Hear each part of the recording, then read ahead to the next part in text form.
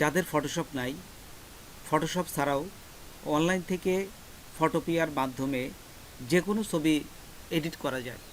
তো চলুন আমরা প্র্যাকটিক্যালি দেখি। প্রথমে গুগলে যাবেন, গুগলে যাওয়ার পর এখানে লিখবেন ফটোপিয়া। এই যে এখানে লিখলাম ফটোপিয়া, লেখার সাথে সাথেই এই প্রথমটায় যে আসবে ফটোপিয়া অনলাইন ফটো এডিটর, এইখানে ক্লিক করবেন।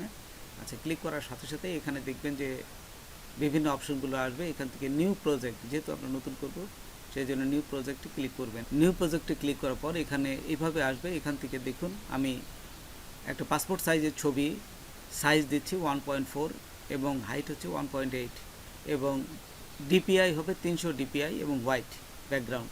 ঠিক এই অবস্থায় ক্রিয়েটে ক্লিক করবেন। এই যে এখানে ক্রিয়েট আছে, ক্রিয়েটে ক্লিক করবেন। আচ্ছা, ক্রিয়েটে ক্লিক করার সাথে সাথে এই যে এইভাবে এই সাইজটা ঠিক হয়ে যাবে। তারপর এখান থেকে একটা ছবি আপনারা নিয়ে আসবেন। প্রথমে ফাইলে যাবেন, তারপর এখান থেকে ওপেন অ্যান্ড প্লেস এইখানে ক্লিক করবেন। তারপর যেখানে আপনার ছবিটা আছে ঠিক সেইখান থেকে ছবিটা ক্লিক করলেই এইখানে ছবিটা চলে আসবে। ছবিটা আসার পরে আপনারা এই যে উপরে দেখুন অপশন আছে, এই অপশনটা টেনে আপনারা সাইজ করে সমানভাবে বসাবেন, অথবা এখানে এই যে ক্রপ আছে ক্রপ থেকে করতে পারবেন।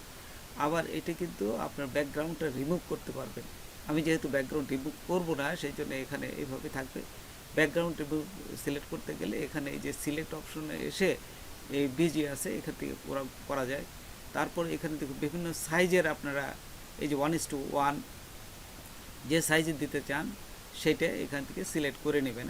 ছবির যদি এই আলোটা কম বেশি করতে চান সেই ক্ষেত্রে এই ইমেজে যাবে না, ইমেজে যায় অ্যাডজাস্ট এবং কার্ভে যাবেন। কার্ভে এখানে দেখুন শর্টকাট লেখা আছে, কন্ট্রোল-M দিলে হয় এবং লেভেলে যে কন্ট্রোল-L, এই দুটি দিয়ে আপনার আলো কম বেশি করতে পারবেন।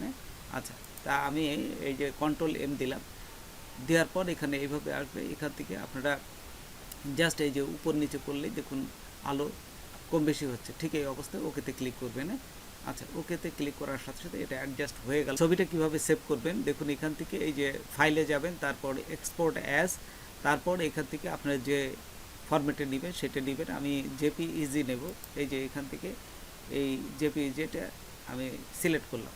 সিলেক্ট করার পর এইখানে দেখুন সব কিছু এখানে দেখাবে কত সাইজ। এই যে নিচে দেখুন সাইজটা দেখায় কত কিলোবাইট, এখানে কিন্তু নিচে দেখায়। তো সব কিছু যদি ঠিক থাকে এখানে সেভে ক্লিক করবে। সেভে ক্লিক করার সাথে সাথে এটা এই যে উপরে দেখুন সেভ হয়ে যাবে। এইভাবেই আপনারা ফটোপিয়া দিয়ে ফটোশপের যাবতীয় কাজ করতে পারবেন। তো বন্ধুরা, আজকে এই পর্যন্তই। নতুন কোনো ভিডিও নিয়ে আবার আপনাদের সাথে হাজির হব। যদি আমার ভিডিওটা আপনাদের ভালো লাগে বা কোনো উপকার আসতে, অবশ্যই সাবস্ক্রাইব করবেন আর বন্ধুদের মাঝে শেয়ার করবেন। ধন্যবাদ সবাইকে। আল্লাহ।